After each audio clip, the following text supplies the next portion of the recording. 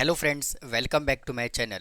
इस वीडियो में हम रैंक ऑफ मैट्रिक्स कैसे कैलकुलेट करते हैं इसके बारे में हम डिस्कस करेंगे। और मेरे चैनल पे आपको Delhi university, IP university, MD university और गुरुग्राम यूनिवर्सिटी से रिलेटेड आपको मैथ का कंटेंट मिलेगा। तो प्लीज़ मेरे चैनल को सब्सक्राइब करें और वीडियो को लाइक करें। तो आइए आज का टॉपिक स्टार्ट करते हैं, रैंक ऑफ मैट्रिक्स। स्टूडेंट, इस वीडियो में हम रैंक ऑफ मैट्रिक्स को हम डिटर्मिनेंट मेथड से कैसे कैलकुलेट करते हैं इसके बारे में डिस्कस करेंगे। और इसमें मैं जितने भी प्रॉब्लम को मैं कंसीडर करूंगा वो सभी के सभी 3 × 3 ऑर्डर का मैट्रिक्स होगा। तो आइए रैंक ऑफ मैट्रिक्स को समझते हैं। पे एक क्वेश्चन कंसीडर कर लिया है, अब इसको डिटर्मिनेंट मेथड से हम इसका रैंक कैसे कैलकुलेट करते हैं, आइए इसको समझते हैं। तो देखिए, किसी भी मैट्रिक्स का हम डिटर्मिनेंट तभी कैलकुलेट कर सकते हैं जब वो मैट्रिक्स स्क्वायर मैट्रिक्स हो, यानी कि number of row number of column equal होना चाहिए। अगर number of row number of column equal नहीं है, यानी कि अगर वो रेक्टेंगुलर मैट्रिक्स है, तो हम उसका डिटर्मिनेंट कैलकुलेट नहीं कर सकते। तो यहाँ पे पहले से जो मैंने मैट्रिक्स कंसीडर किया हुआ है वो क्या है, एक स्क्वायर मैट्रिक्स है। ये 3 × 3 मैट्रिक्स का ऑर्डर है और हम इसका डिटर्मिनेंट मेथड से रैंक कैलकुलेट करना चाह रहे हैं। तो देखिए, हाईएस्ट ऑर्डर इसका क्या है, 3 × 3 है। तो इसका मतलब ये है कि इसका रैंक या तो 1 होगा, या तो 2 होगा, या तो 3 होगा।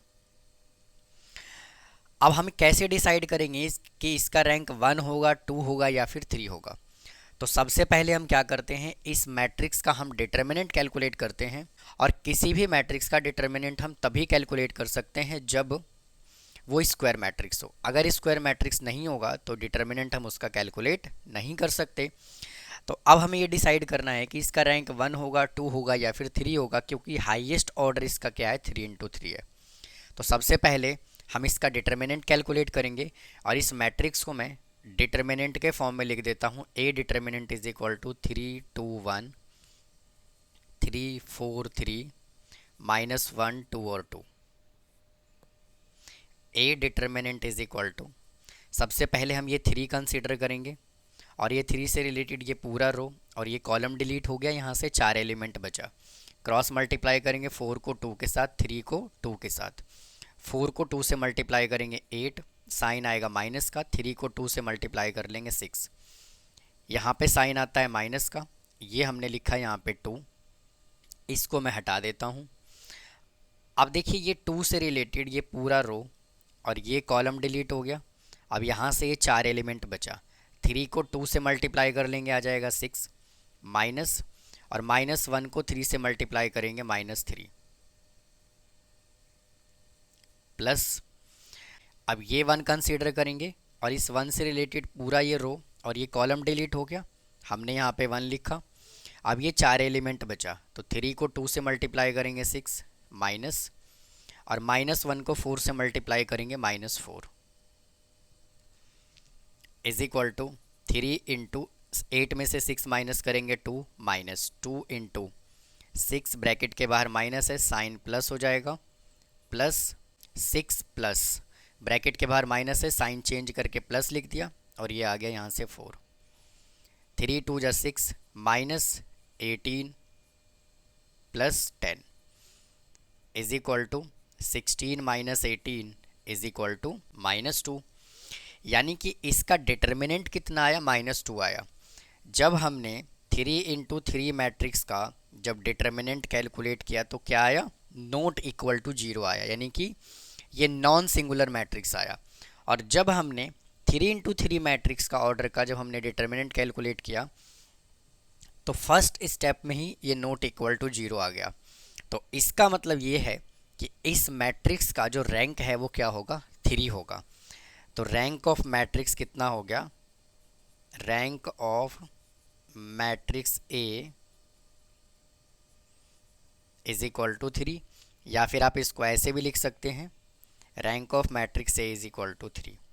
अब इसका रैंक जो है वो 2 क्यों नहीं होगा, तो इसका रैंक 2 इसलिए नहीं होगा, अगर इसका डिटर्मिनेंट 0 आ गया होता, यानी कि सिंगुलर मैट्रिक्स होता, तो हम क्या करते, इसमें से हम 2 × 2 मैट्रिक्स का हम डिटर्मिनेंट कैलकुलेट करते और चेक करते कि मैट्रिक्स सिंगुलर है या फिर नॉन सिंगुलर है, यानी कि डिटर्मिनेंट 0 आएगा या नहीं आएगा।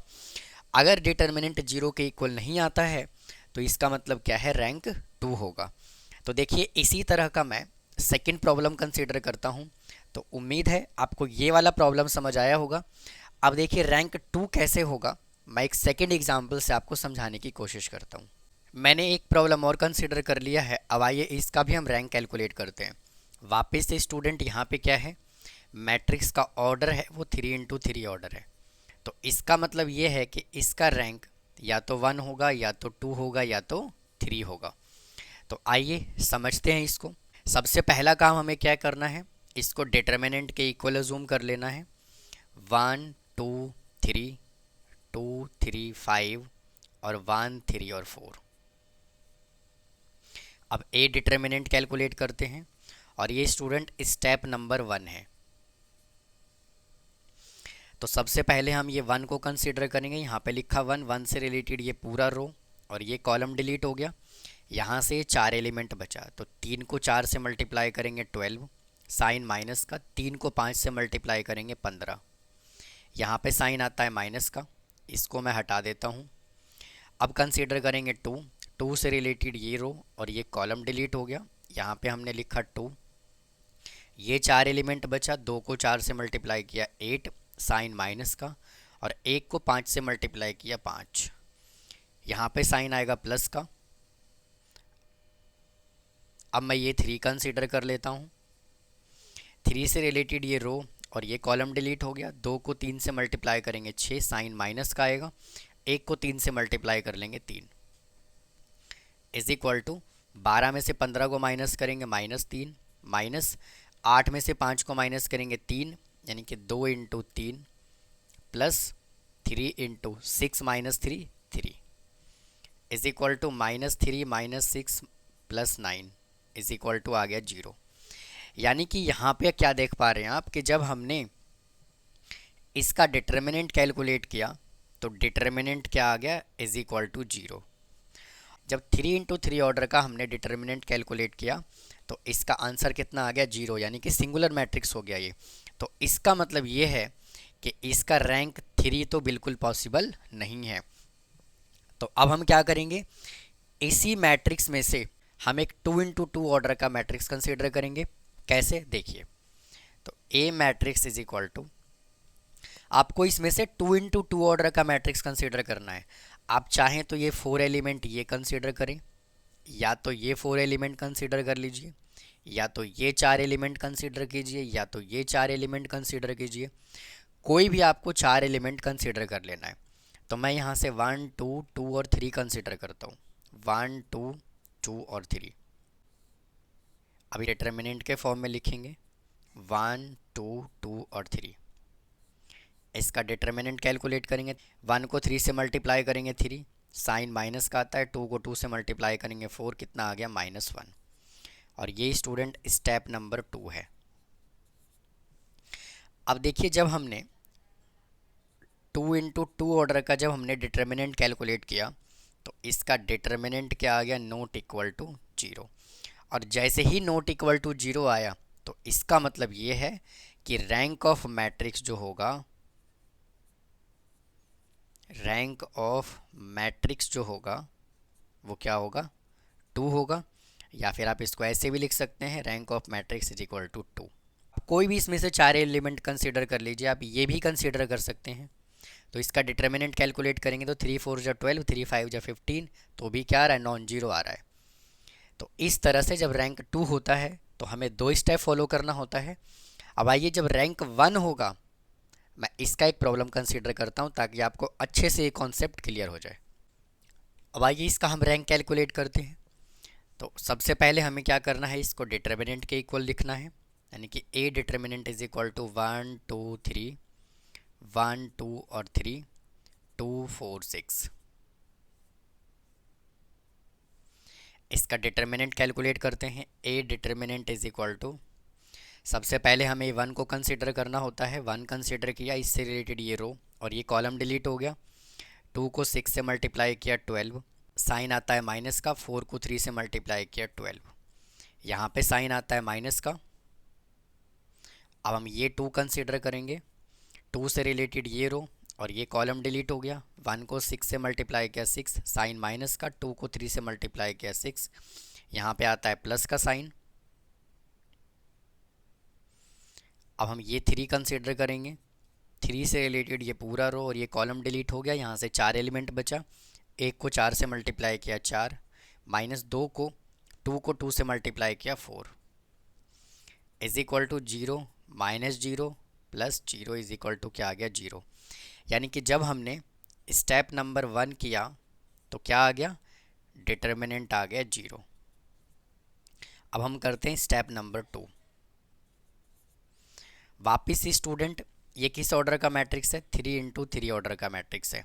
तो या तो इसका रैंक 1 होगा, या तो 2 होगा, और या तो 3 होगा। तो 3 तो देखिए इसका रैंक नहीं पॉसिबल है, क्योंकि डिटर्मिनेंट यहाँ से क्या आ गया, 0 आ गया। अब हम सेकेंड स्टेप में इस पूरे मैट्रिक्स में से हम 2 इंटू 2 ऑर्डर का मैट्रिक्स कंसीडर करेंगे। कोई भी आप 4 एलिमेंट ले लीजिए, जो मन करे वो ले लीजिए। इस बार मैं ये 4 एलिमेंट लेता हूँ। देखिए तो ए मैट्रिक्स क्या बनेगा, 1 3 2 और 6, 4 एलिमेंट कंसीडर कर लिया। और ये ऑर्डर क्या है, 2 इंटू 2 ऑर्डर का मैट्रिक्स है। तो A determinant is equal to 1 को 6 से मल्टीप्लाई किया 6, माइनस 2 को 3 से मल्टीप्लाई किया 6 इज इक्वल टू आ गया 0।